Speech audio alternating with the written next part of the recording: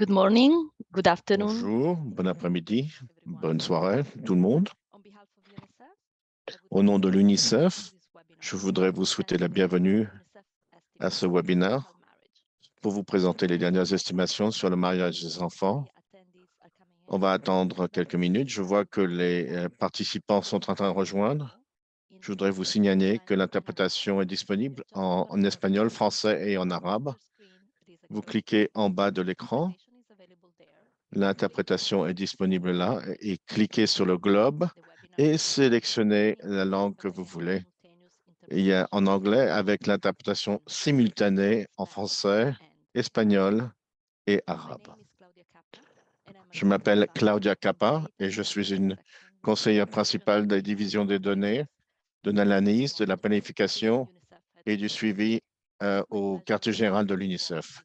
C'est une joie de vous accueillir à ce webinaire et partager des trouvailles que que l'UNICEF a révélé le 3 mai.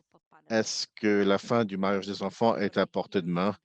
D'abord, nous allons entendre Vidya Ganesh, qui est la directrice de la division des données de l'analyse, de la planification et du suivi au quartier général de l'UNICEF.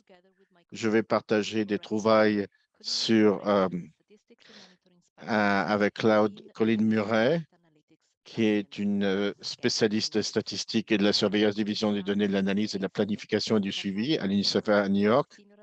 Et ensuite, Nankali Maksoud, conseillère principale protection de l'enfant, groupe des programmes UNICEF, qui va nous rejoindre pour des remarques sur les programmes, les trouvailles, et elle sera la modératrice pour la session de questions et de réponses. Et maintenant, je me réjouis de céder la parole à Vidya Ganesh pour le discours d'ouverture. Merci, Claudia. Bonjour, Nicole. Chers amis, collègues, partenaires, bonjour, bon après-midi et bonne soirée. Et merci pour nous rejoindre aujourd'hui. Nous allons parler des trouvailles, des conclusions sur les estimations globales sur le mariage des enfants. Mais je suis particulièrement réjoui de vous voir aujourd'hui parce que c'est très important que nous amenons ce mouvement pour reprendre notre résolution pour mettre fin au mariage des enfants. Et la question que nous sommes, est-ce que la fin des mariages des enfants est à portée de main? Et j'espère que la réponse, que oui, nous pouvons mettre fin au mariage des enfants. Et qu'est-ce que nous pouvons faire pour rendre ce but à portée de main? Et ça, c'est pour notre discussion et l'inspiration de nos dirigeants aussi. Alors, je me réjouis d'entendre avec vous les questions que les données vous donnent, quelles sont vos réflexions et sur ces conclusions pour chacun de vous et dans vos contextes en particulier et vos zones de travail. Je n'ai pas besoin de dire à ce groupe, mais comme que vous le savez tous, que le mettre fin au mariage des enfants est vraiment un but oblique pour le but de l'agenda soutenable pour l'égalité.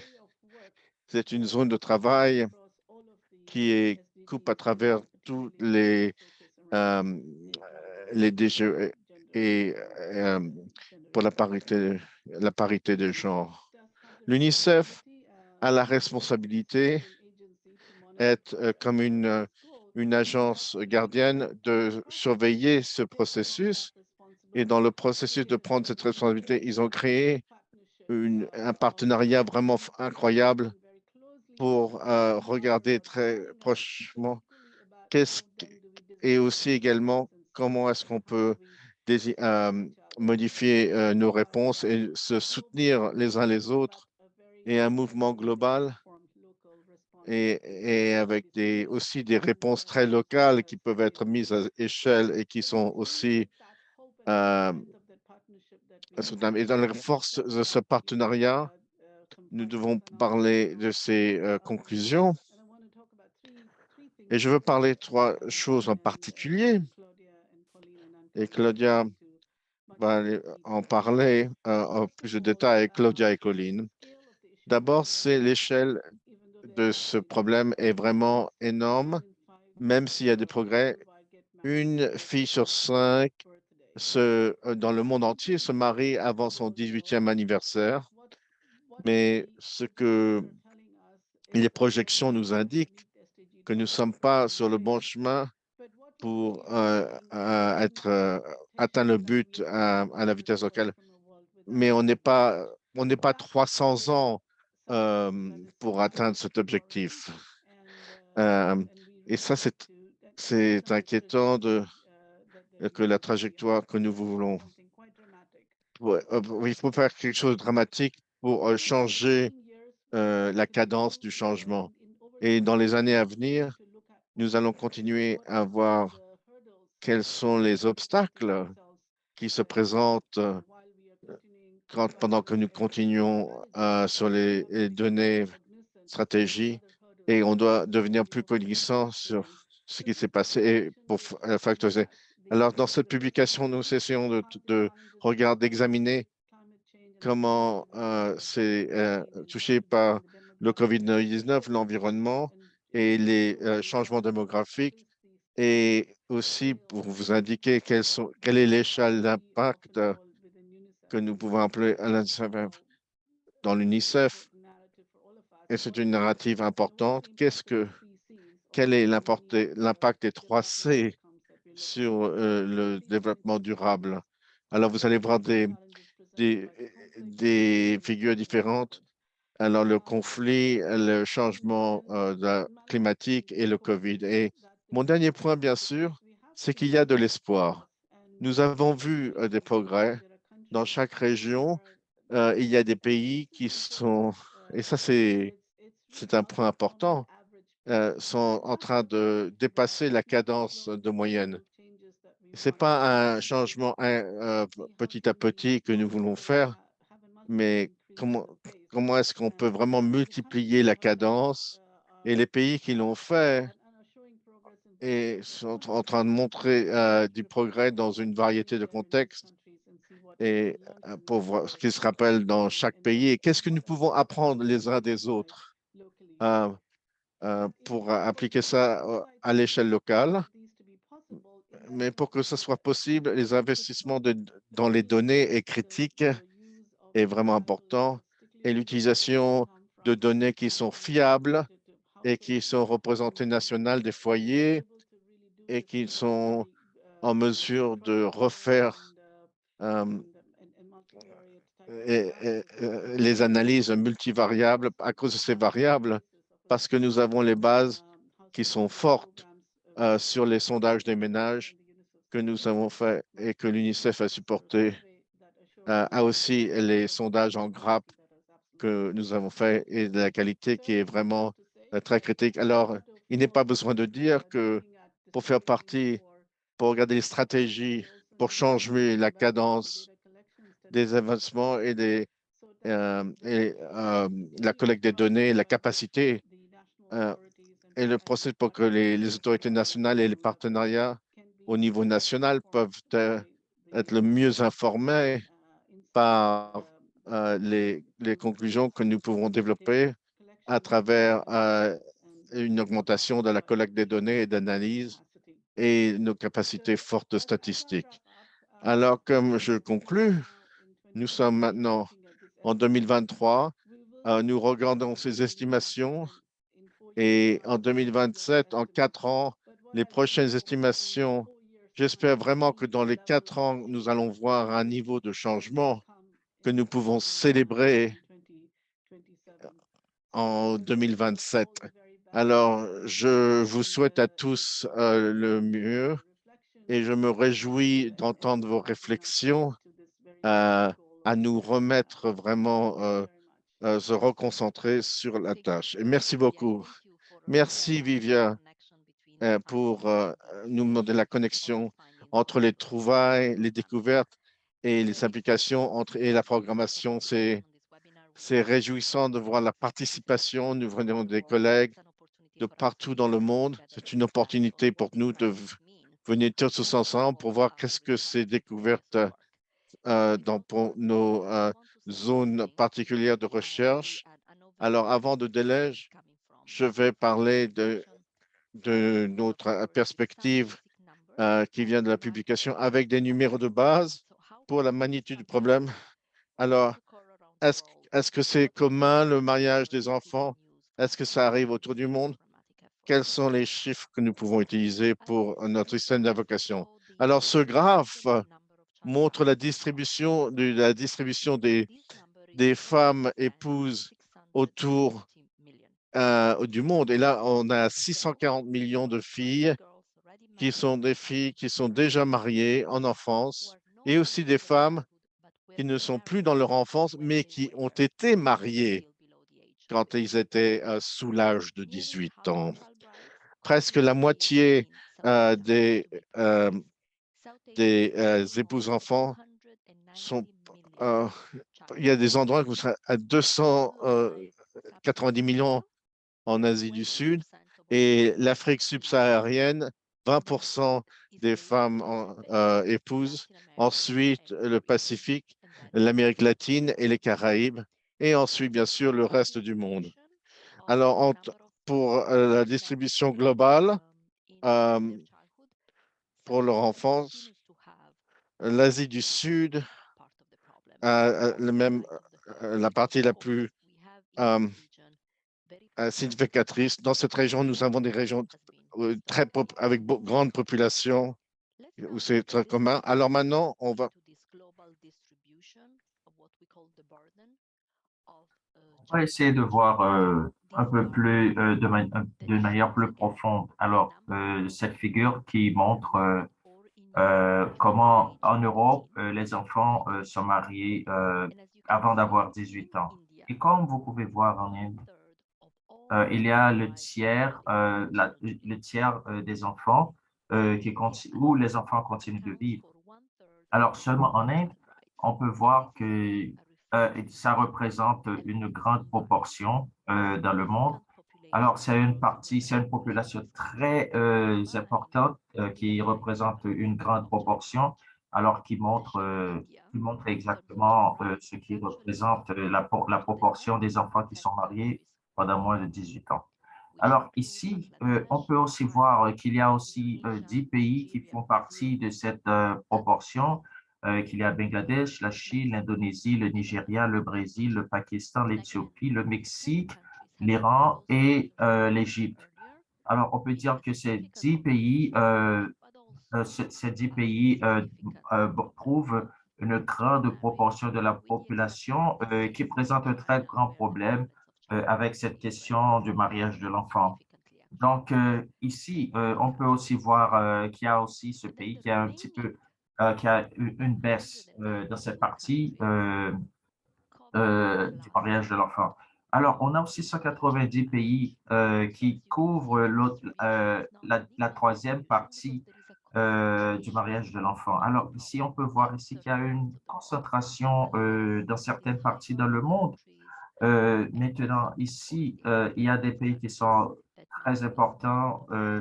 Alors, cette partie, de manière signifiante, on peut dire que ces pays-là montrent qu'il y a une sorte d'accélération dans la partie qui présente les enfants qui sont mariés à bas âge. Alors, on peut voir ce qui va se passer en 2030.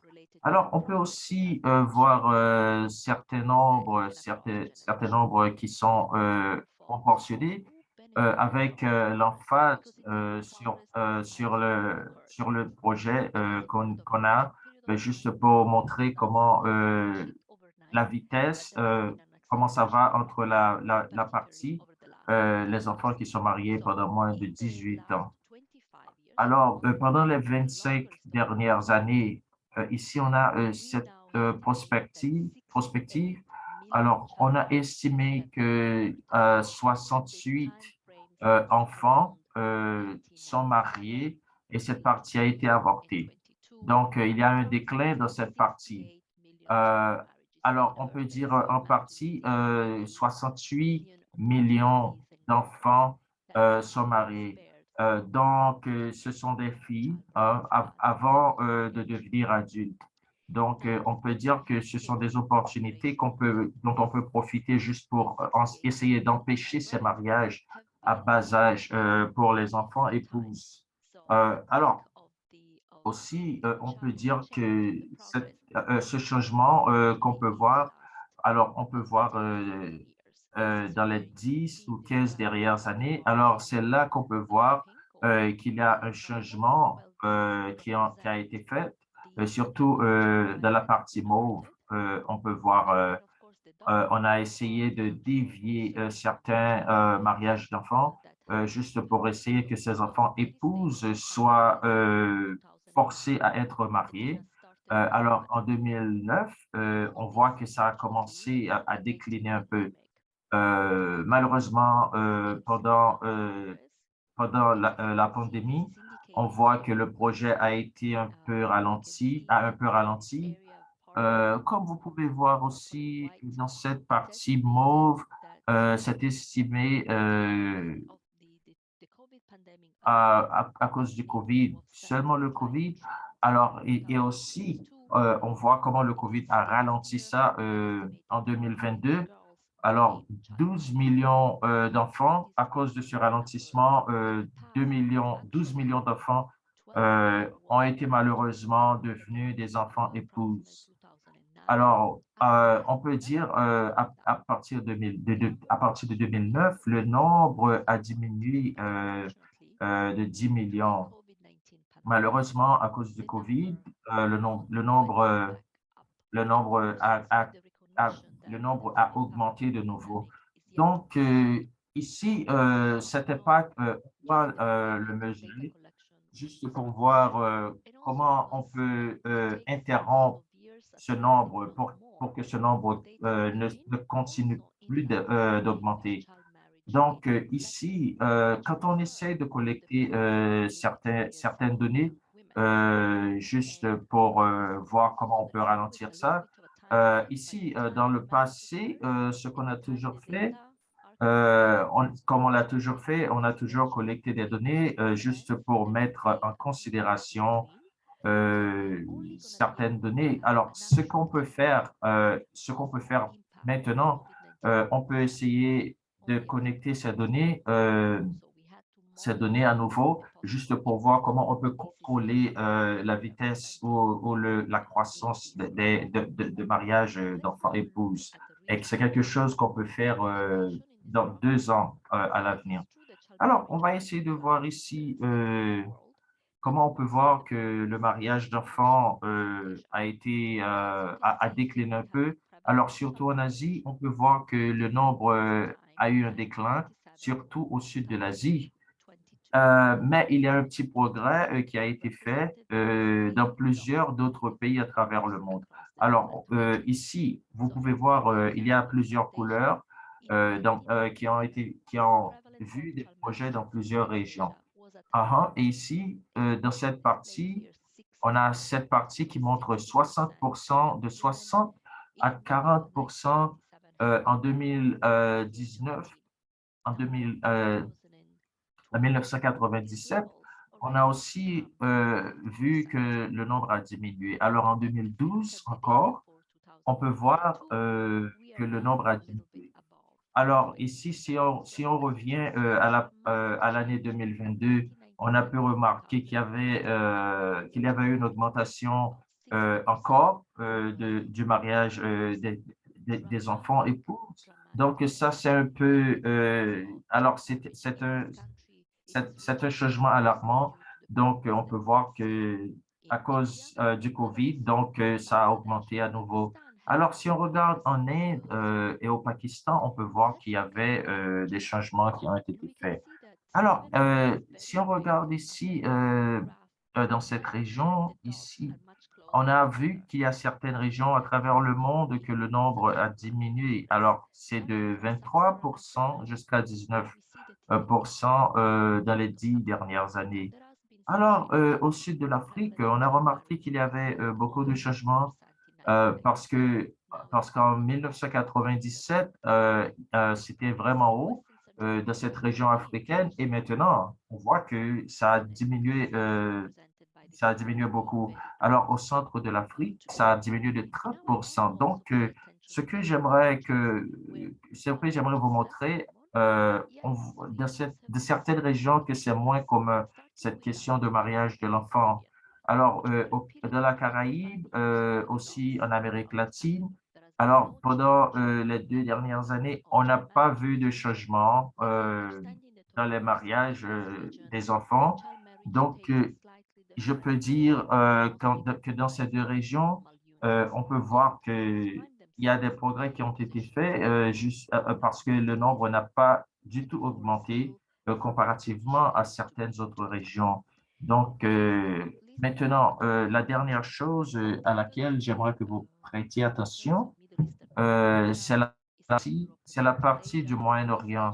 Aussi, en Asie de l'Est, dans le Pacifique, à travers le monde. Alors, dans les 10 dernières années, on a vu qu'il n'y a pas vraiment un déclin signifiant dans ces régions. Alors, maintenant, comme on s'approche de la prochaine étape du mariage des enfants, qui est quelque chose qui est très important pour nous. Alors, on peut voir que dans certaines régions où il y a des conflits, alors on voit que le mariage des enfants est très difficile à être réduit ou c'est quelque chose à laquelle on a des difficultés à mettre fin, surtout dans certaines régions à travers le monde. Donc, ici, ce qu'on essaie toujours de faire, c'est voir comment on peut atteindre le nombre de filles épouses possible, juste pour qu'on puisse les empêcher à se marier à un âge qui n'est pas approprié. Alors, dans ce contexte, on ne doit pas oublier ces régions où ces pratiques sont toujours mises en cause, juste pour voir comment on peut aider ces filles. Alors, dans ma dernière partie de diapo, j'aimerais vous montrer à travers toutes les régions comment le mariage des enfants montre que c'est quelque chose qui est une pratique commune dans certaines régions. Donc, qu'est-ce qu'on doit faire? Alors, à travers ces régions, on voit que le progrès des mariages d'enfants ont des bénéfices pour les enfants, pour les familles riches. Alors, en 2022, on a vu qu'il y avait une division dans une partie socio-économique, surtout de la partie des filles. On a deux barres ici. Alors, le bleu marin montre que c'est une partie qui est pour la partie des plus pauvres et l'autre partie mauve, c'est la partie riche. Alors, si on va là en bas et on regarde ici, on a deux barres qui sont presque égales. Alors, on peut voir aussi que le mariage d'enfants a été extrêmement plus rapide que celle des enfants. Alors, on peut dire que les filles pauvres ont bénéficié aussi de ça, mais pas aussi rapide que celle des familles riches. Alors, ici, on peut voir ici qu'il y a une tendance opposée, surtout au centre de l'Afrique. Euh, Si on voit dans les femmes des familles riches, et aussi les femmes des familles pauvres. Et on peut aussi voir qu'il y a aussi dans la partie à l'est de l'Afrique, il y a un changement, une amélioration qui a été faite, surtout aussi dans les Caraïbes et en Amérique latine et dans les autres parties du monde. Alors, ici, on doit toujours essayer de considérer qui bénéficie de ce programme ou qui n'en bénéficie pas. Alors, ici, on peut aussi voir que la difficulté, c'est toujours d'essayer d'atteindre certaines populations. Donc, à partir de ce graphe, on doit toujours voir comment on peut considérer les éléments les plus importants pour voir comment on peut tout faire pour éliminer cette question de mariage d'enfants. Alors ici, on peut voir, il y a aussi, si on veut éliminer cette question de mariage d'enfants, surtout dans la partie pauvre. Donc, on doit essayer de travailler dans la mesure du possible pour voir comment on peut arriver à atteindre cet objectif. Donc, il faut toujours essayer de travailler ensemble juste pour voir comment on peut procéder à cette partie. Donc, je vais céder la parole à Colline pour la prochaine partie. Merci. Merci beaucoup, Claudia. Et je veux continuer sur la présentation euh, et sur cette partie à travers des recherches qu'on a effectuées. Donc, ce qu'on peut dire, on peut se poser la question si le monde se trouve sur un. OK, on peut voir si est-ce que c'est possible d'éliminer cette question, de changer le monde en éliminant cette question de mariage d'enfants. Alors, si on regarde dans les 20 dernières années, on peut voir que il y a aussi il y a un déclin dans le mariage des enfants. Alors, sur chaque 4 filles, il y a une fille qui est mariée, donc ça a réduit jusqu'à 19%. Alors, si on regarde ici, cette partie,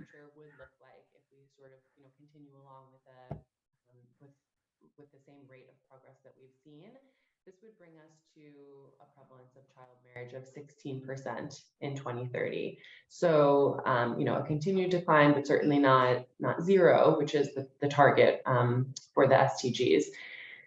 In total, progress would need to be about 20 times faster what we've seen in the last 10 years in order to bring us to a prevalence of zero by 2030.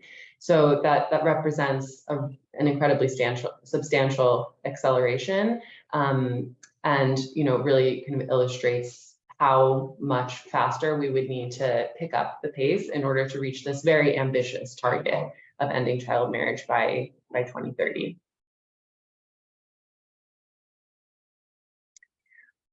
We can also take a look and see not only at the share or the percentage Nous of pouvons aussi voir le partage des enfants et pour voir qu'est-ce que ça veut dire pour ces chiffres atteignent les filles. Voilà la projection en 2023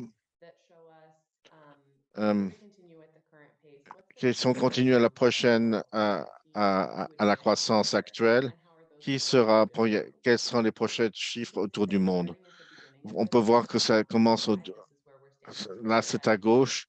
C'est là où nous sommes presque 12 millions de femmes épouses qui sont mariées par année.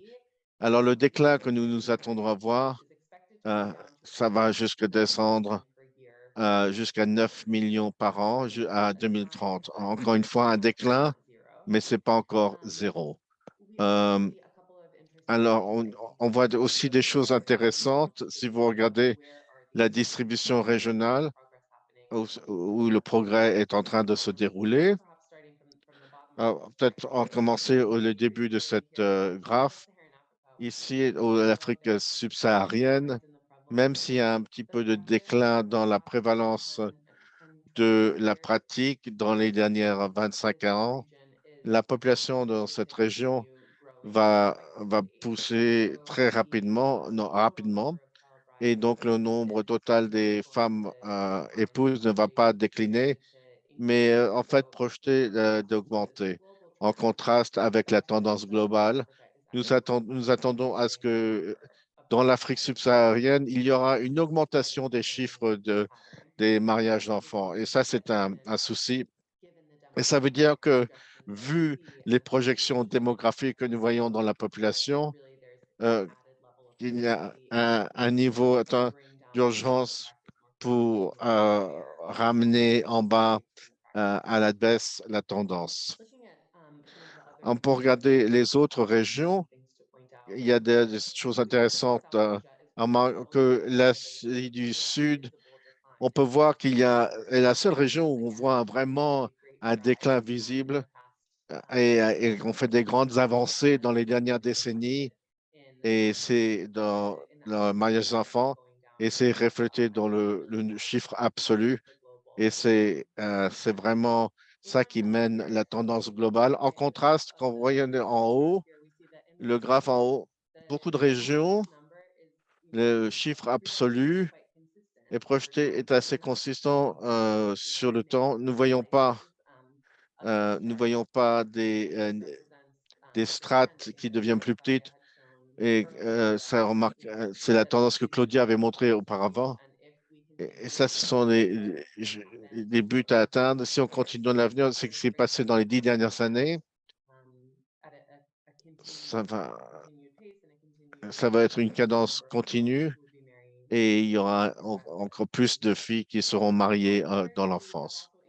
Ici, ça, c'est l'impact du COVID-19 dont j'ai parlé. Ça, c'est basé sur le modèle, mais qu'on n'avait pas encore les données précises déjà.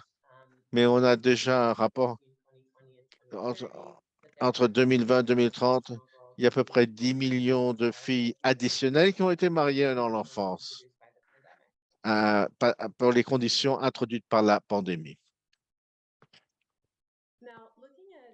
Alors maintenant, si on regarde cette projection pour une manière différente, au lieu de l'avoir les prochaines 7 ans, entre aujourd'hui et 2030, et juste pour voir si on regardait la tendance continuer dans l'avenir, combien de temps est-ce que ça prendrait pour mettre fin au mariage des enfants si on continue à la cadence actuelle? Et donc, alors, à la cadence actuelle, ça nous prendrait 300 ans pour mettre fin au mariage des enfants. Et ce qui serait vraiment énormément de temps. Et basé là-dessus, sur cette tendance, alors l'objectif global ne peut pas être atteint jusqu'à ce que le mariage des enfants soit éliminé partout. Alors, combien de temps est-ce que ça va prendre chaque région pour éliminer le mariage des enfants? Et si on regarde l'Afrique de l'Ouest et l'Afrique centrale, alors là, on regarde à 2270. Alors là, on parle de centaines d'années dans l'avenir. Beaucoup trop long. Beaucoup trop long. D'autres régions, ici en bas, euh, du graphe sur la ligne de temps, il y a des régions qui ont fait des progrès dans des années, des années, qui n'ont pas fait de progrès. Alors, on ne peut pas projeter un moment à l'avenir où il y aurait la fin du mariage des enfants. Donc, si la tendance continue, il continuerait au même niveau. Donc, on ne sait pas quand est-ce que ça mettrait fin. Alors, pour regarder à l'aspect positif de cela, comme je l'ai dit en introduction, il y a des endroits pour l'espoir et des exemples qui nous donnent du courage. Si on regarde les régions pour mettre fin au mariage des enfants, mais aussi qu'est-ce qui pourrait se passer si la région accélérait, par exemple, par exemple, qui a une tendance qui fait un pays qui a des excellents résultats. Alors, la région qui élimine le mariage des enfants la moitié du temps, comme nous voyons en Gambie. Et encore une fois, ça renforce le fait que le progrès est possible. Et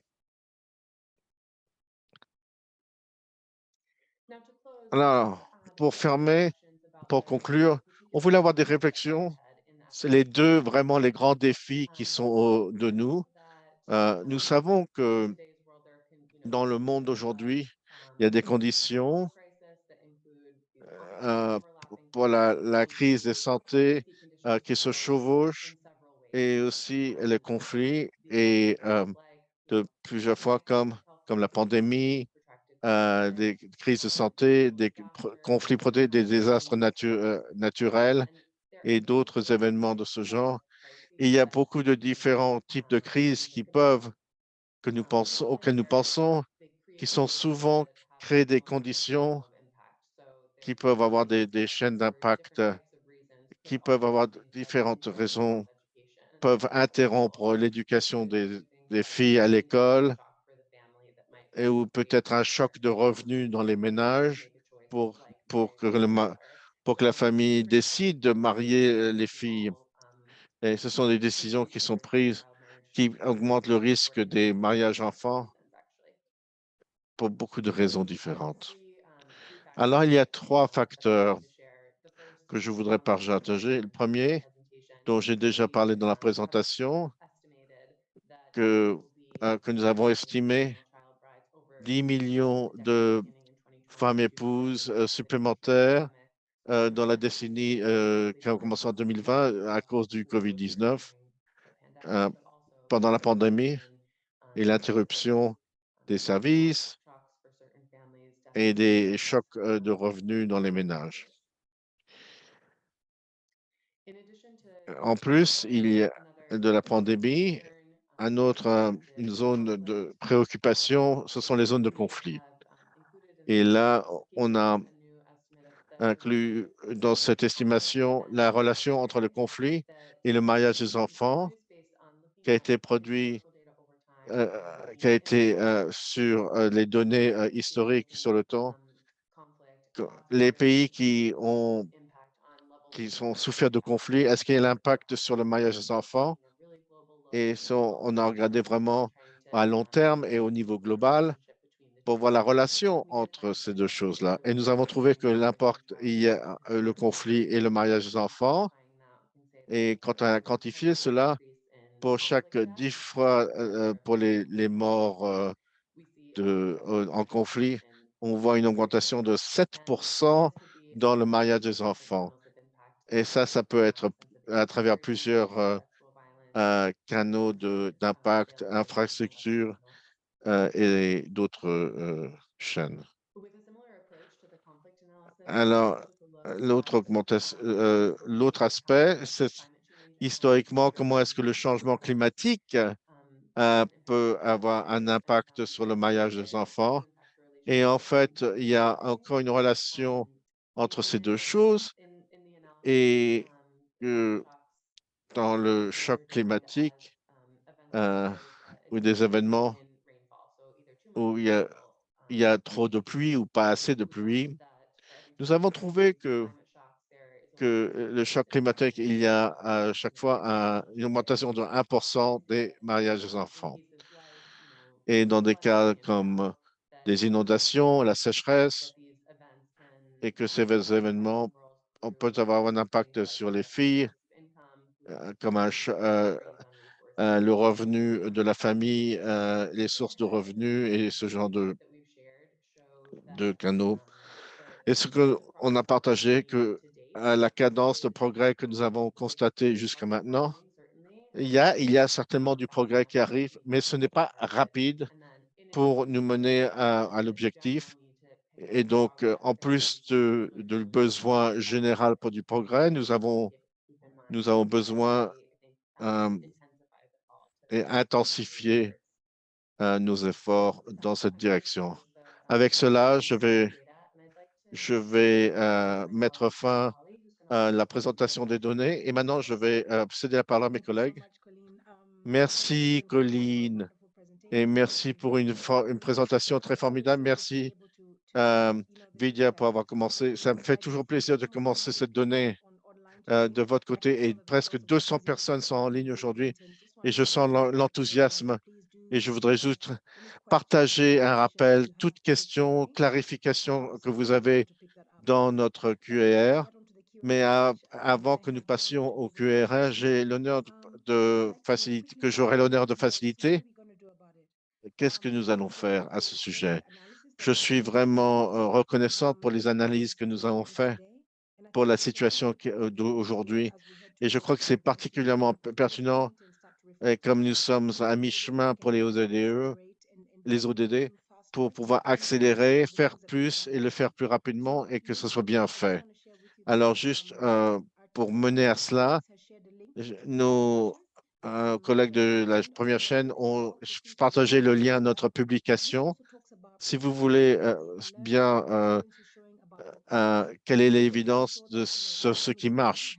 Si vous n'avez pas encore eu la chance de voir la publication, voici certaines choses qui marche quand il s'agit d'adresser le mariage des enfants.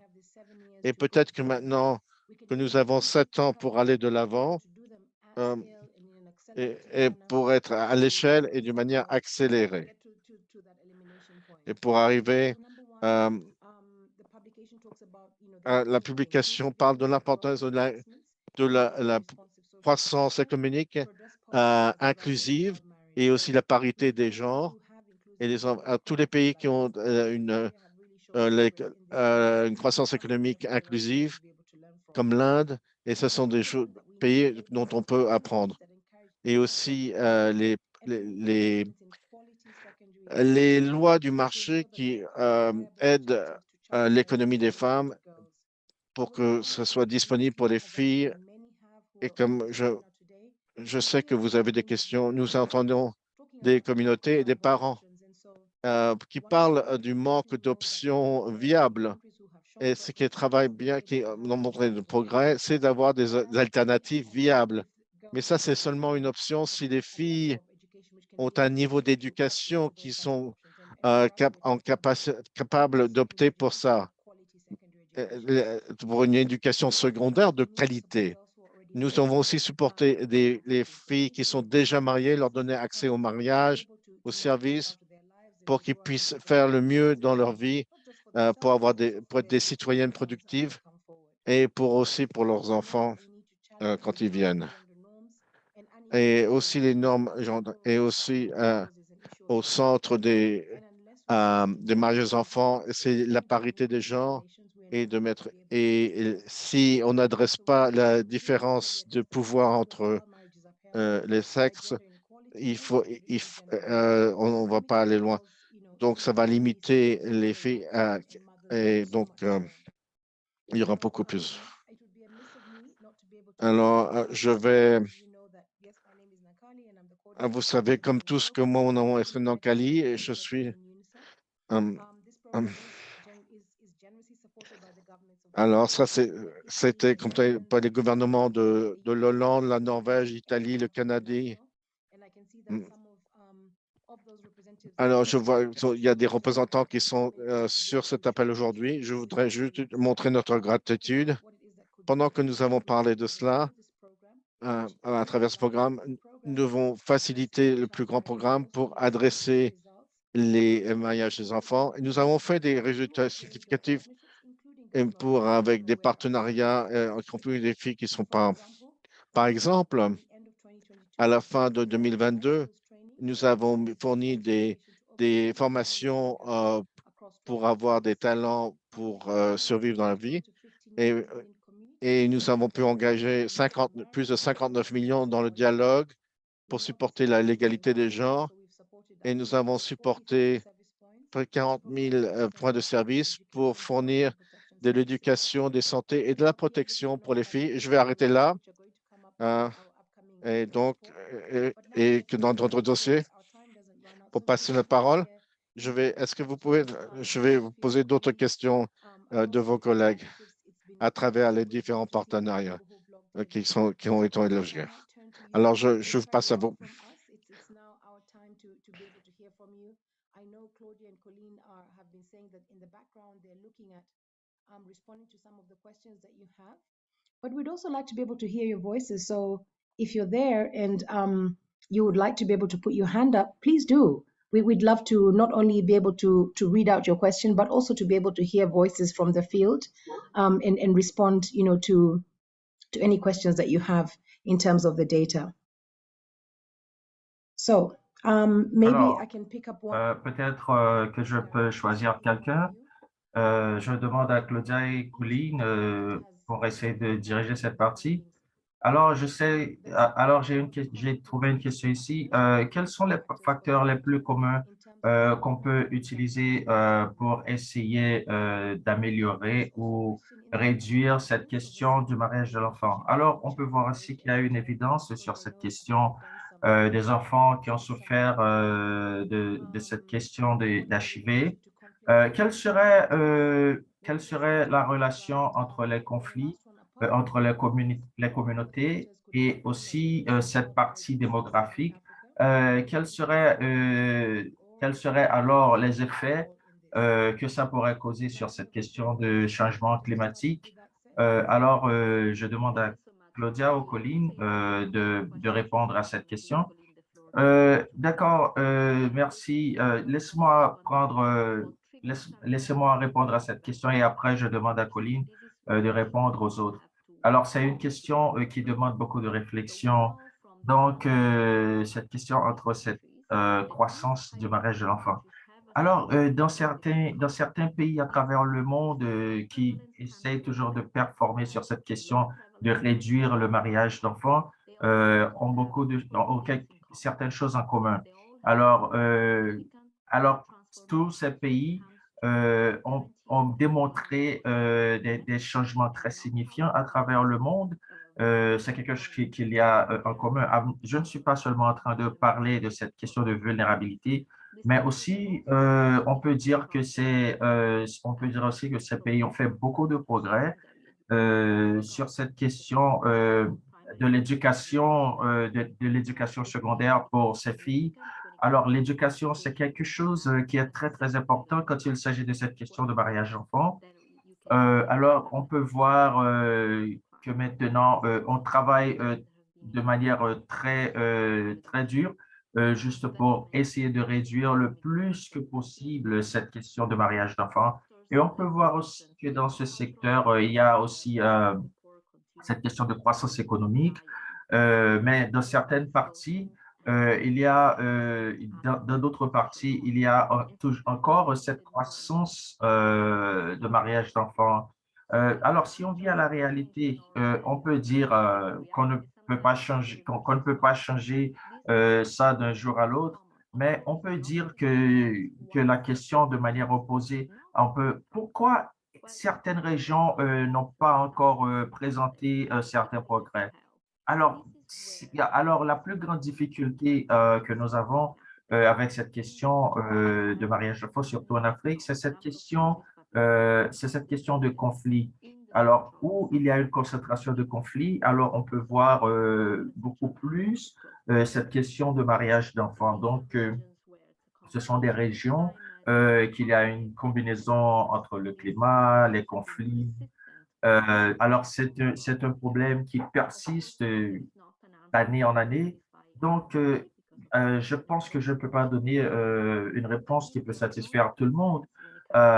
Mais s'il n'y a pas de changement, s'il n'y a pas d'amélioration, alors surtout à l'accès de l'éducation secondaire, donc si on n'a pas ces critères-là, donc il n'y a pas, on ne peut pas voir une amélioration dans cette question, dans le mariage d'enfants. Alors maintenant, je vais essayer de demander à Colline comment elle pourrait nous éclaircir sur cette question de conflit et aussi la croissance du mariage d'enfants. Comment on peut essayer de réduire ça le plus que possible. Alors, donc, il y a beaucoup de facteurs qui en font partie. Donc, il y a aussi des enfants qui sont mariés, qui sont oubliés par certains parents. Donc, je vais céder la parole à Colline qui va continuer. Merci beaucoup. Merci, Claudia.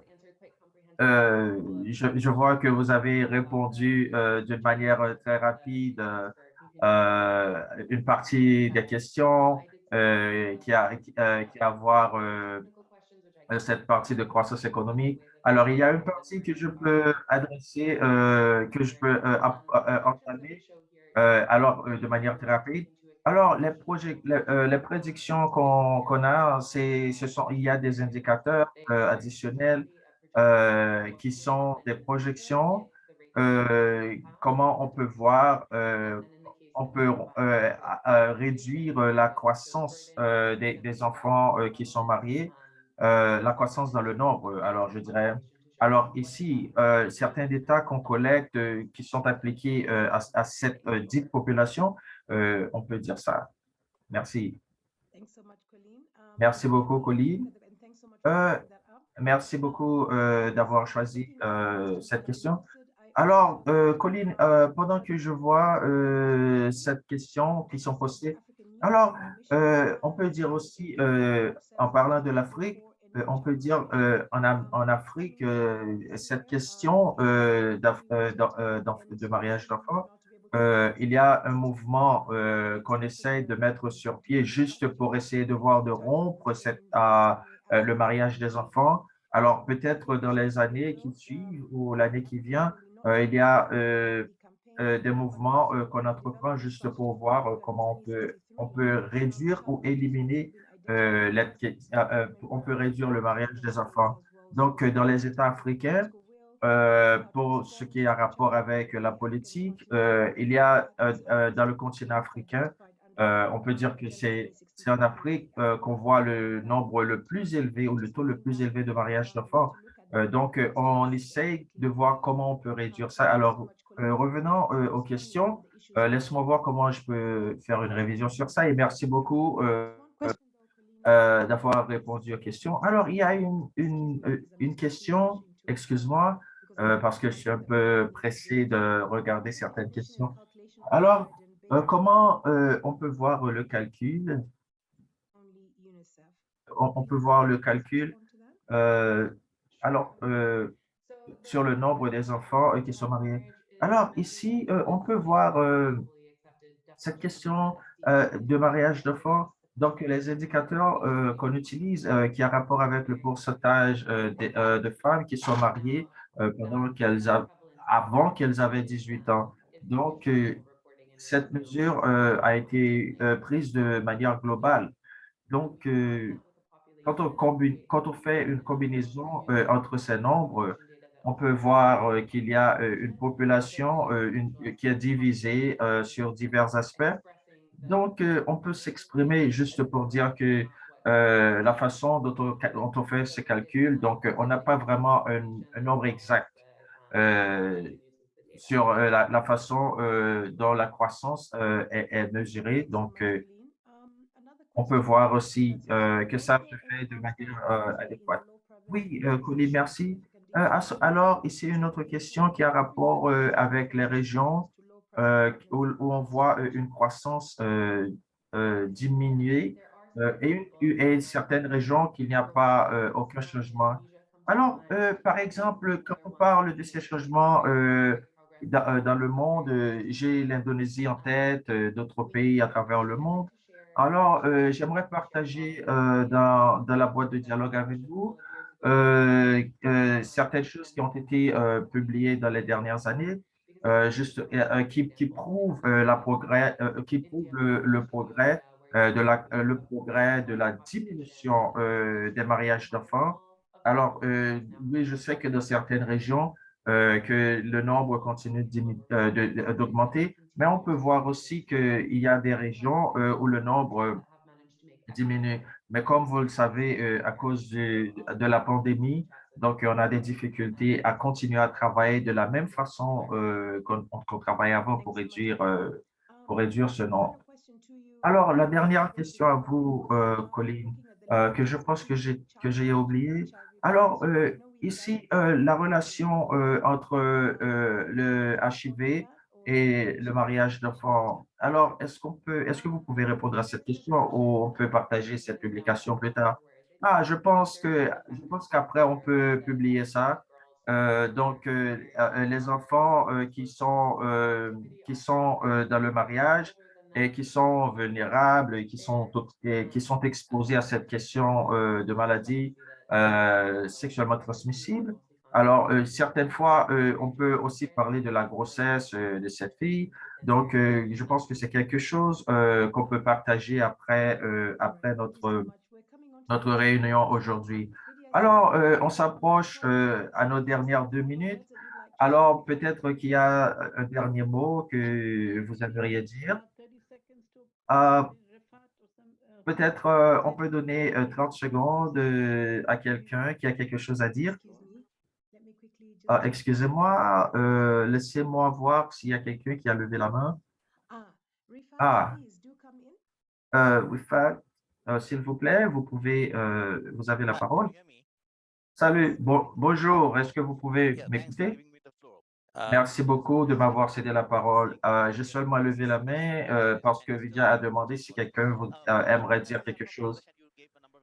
Alors, l'exemple que vous avez donné sur Bangladesh, alors oui, j'ai été vraiment satisfait, surtout j'ai été satisfait de votre réponse, surtout dans les régions africaines où le nombre de filles qui sont mariées a réduit. Alors, vous avez mentionné de certaines opportunités que j'ai trouvées très importantes et intéressantes. Alors, alors ici, ce que j'ai remarqué, euh, ici, on a beaucoup d'exemples des enfants dans les localités d'Afrique. On peut essayer de cibler juste pour voir comment on peut combattre le mariage d'enfants. Alors, à travers ces choses que vous avez mentionnées, donc, j'ai vraiment apprécié. Et deuxièmement, certaines règles n'aident pas du tout. Alors, par exemple, cette question de proximité à l'éducation, sur le plan éducatif. Donc, je pense que, alors oui, je suis d'accord que l'éducation peut aider parce que il y a certains pays à travers l'Afrique que l'éducation n'est pas vraiment prise au sérieux. Merci beaucoup. L'une des choses qu'on essaye toujours de faire, parce qu'on peut apprendre de manière diverse, donc, merci beaucoup d'avoir partagé avec nous certaines données de Bangladesh. Malheureusement, on n'a pas le temps de prendre d'autres questions. Alors, ce que j'aimerais faire, j'aimerais remercier Claudia Ecoli et Vidya pour cette présentation. Euh, Merci à vous tous qui avez participé à cette réunion aujourd'hui. Et juste pour voir comment est-ce qu'on procède au progrès contre le mariage d'enfants. Donc, vos idées ont été toutes appréciées. Alors, avant de terminer cette réunion aujourd'hui, alors ce qui m'a beaucoup plu, c'est juste voir comment notre partenariat, nos relations continuent d'améliorer et on a parlé de ce qui marche, ce qui ne marche pas. Donc, pas seulement investir ou collecter certaines données, mais on a aussi vu comment on a créé certains besoins juste pour voir comment on peut améliorer cette situation. Donc, euh, j'aimerais vous remercier beaucoup de votre relation avec nous. Alors, je vous souhaite le meilleur. Merci beaucoup, Vidya. Merci tout le monde. S'il vous plaît, essayez de jeter un coup d'œil sur le lien que nous avons partagé avec vous. Alors, ici, vous pouvez jeter un coup d'œil et après, vous pouvez regarder pour vous qui n'avez pas eu la chance de regarder cette réunion aujourd'hui. Donc, vous pouvez entrer dans le lien pour avoir accès et voir de ce qu'on a parlé aujourd'hui. Merci beaucoup. Au revoir tout le monde.